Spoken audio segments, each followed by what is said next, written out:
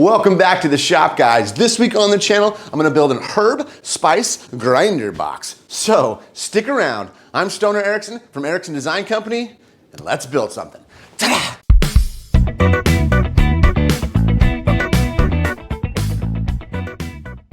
One of the first things that I'm gonna do in the shop almost every day is I'm gonna flip my dust collector on.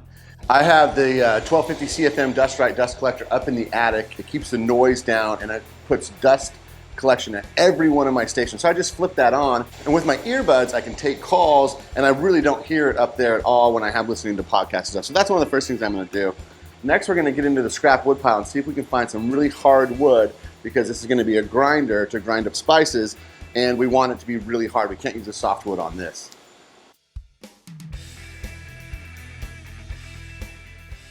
This is a stack of offcuts from some moldings that I milled, and it's all walnut. I couldn't bring myself to throw any of this away, as most woodworkers can't. I think we're going to use a little bit of this walnut and have it glue up, so let's find a good piece.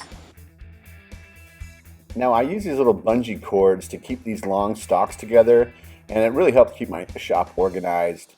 I'll go ahead and I'll pull out the chop saw. I have these wing out tables where I can set a fence and make repeatable cuts, which I'm going to do because I'm going to be cutting 3 different pieces for this. So I really like this setup. I'll just go ahead and mark it, measure it, set up my fence, and then the rest of the pieces I cut will be that exact size.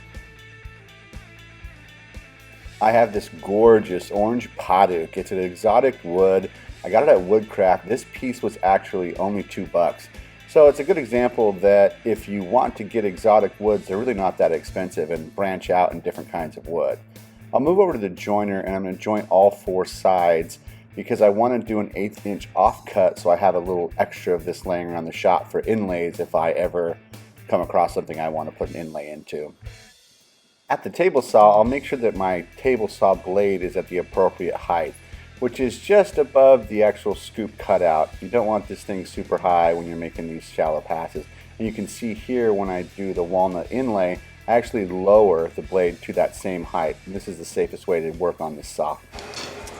These little offcuts of this hardwood, this Brazilian hardwood, they're so pretty, and they're just gonna make a huge difference in the long run. I can use these for inlays. They're absolutely gorgeous. So I don't like to save every piece of wood, but something like this exotic hardwood, I'll save. And they're perfectly 1/8 of an inch for inlays, so those are pretty dang cool. Now that I've got my pieces cut, I'm gonna use my Ritter board for a glue up. And I saw Izzy Swan build a little one of these, and I thought I would build a bigger one. I use it all of the time. But the first thing I'm gonna do is I'm gonna take some paste wax, and I'm gonna liberally spread it all over wherever my glue squeeze out's gonna go. This will eliminate it sticking to the actual Ritter board. And you can see I've had this for a couple years. I've used it for thousands of things, and I have no glue sticks or glue holds. And sometimes I use a little bit of wax paper if it's just one and the wax paper sticks to it. But the Ritter board, the paste wax is actually my favorite. Now you can see how much glue I'm putting on this glue up. This is the only thing going to be holding this together, so I want every square centimeter of this covered in glue.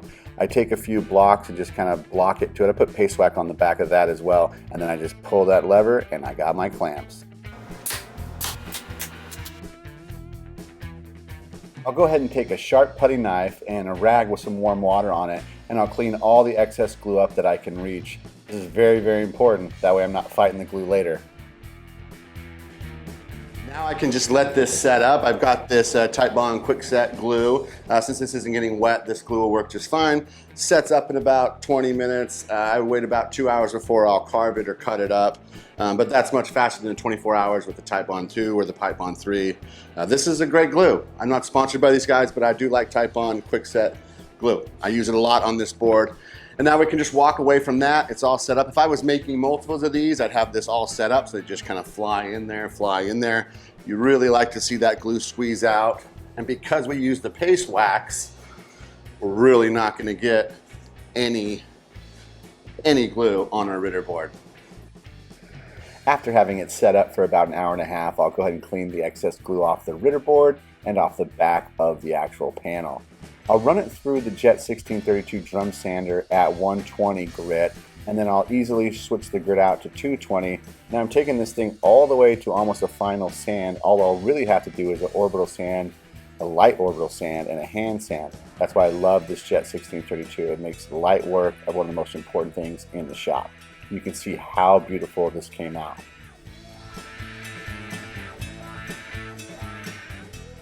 We'll go ahead and move right over to the Inventables X carve. Now last summer my son came to visit and he helped me design this grinder, tray, and box, and it was a super fun project to do with him. We'll go ahead and hone the machine, set the probe, and then let's get to carving. If you like fun and creative videos like this, hit that subscribe button. Do it, and do it now. Plus leave me a comment, guys. I'd love to hear from you and I'll totally comment back. Also, don't forget to follow me on TikTok and Instagram. I do previews to all these projects and it's a great way to stay in the loop. So this was a 3.5 hour carve, and I thought I would dip off to play a little golf and hit some golf balls at the driving range. And it was so hot in Texas that the actual X carve froze. It was so hot it froze. So I had to take the computer inside to cool down, turn everything off, blow it off, and give it about an hour to cool down. That gave me time to take a shower and come out and restart. Now I was lucky my beautiful wife came into the shop and I was able to snag a smooch. She sure is a sweetheart. After the carve is completely finished up, I'll go ahead and take all the dust off. Now this orange dust, it got everywhere, and that's just a part of having a wood shop, but there was orange dust all over the shop for a couple days. I'll go ahead and pull the carve, and I'm going to actually run it through the 1632 one or two more times just to get a little closer on the back so I can cut out the little tabs. Now the tabs are there to hold it in place so when it's carving it doesn't pop out and bounce around in the bit. And once the tabs are all out, I'll go ahead and I'll sand off of those tabs. I'll do a quick little pre-check of how it fits together. I have a Dremel here, and I also have a block with a 120 grit on it. And with something this delicate, I don't want to risk damaging it or having it flip out of my hands using the edge sander. So the Dremel, kind of like a little dentistry work here, just taking off the tab and then hand sanding it back around is really the best way to do that. Now that I like the way it fits together, I'll grab a few F-clamps and I'll gently clamp it together. And I'm going to go ahead and put a hinge on the back of this. First I got out a couple brass hinges, and then I actually had an offcut of a piano hinge. So I'm going to use that. I'll find the center, realize where I want to lay out my actual hinge. And this hinge had a little rough spot on from where I cut it with a hacksaw. So I'll just take a file and clean that up. And this hinge actually came out and looked beautiful. So I'll use a self-centering drill bit here, and I'll start in one corner and get that one in, and then I'll go to the other side and get that one in. And that way I can just finish the other four really quickly. So as I close the tray with the grinder in it for the first time, I noticed it's a little too tight. And the tolerances of my hinge threw it off at like a 64th of an inch. My Dremel has a 150 sanding disc on it, so you can see about 5 or 6 passes around it, and I just get the smoothest. It fits like a really old 70s car door. It just clicks together. I absolutely love it. Couldn't be more proud of it. Now I do need to take it over to the edge sander and kind of clean up the edges a little bit from where the chatter from the CNC came through. So I'll just run over there. I've got a 120 on the actual edge sander and I'll sand it off. Then I'll head back. Now I have a downdraft table here on my main workbench, and this is sucking all that fine red dust right up into the dust collector. I'll break all the edges and give it a really hardcore once over, breaking all the edges with 220 and making it really smooth for my hands. Now I've got to brand it, so on the bottom I grab my stamp and I put the Ericson Design Company, handcrafted in Dripping Springs, Texas, right on the back. That way whoever gets this know it was handmade in Dripping Springs, Texas.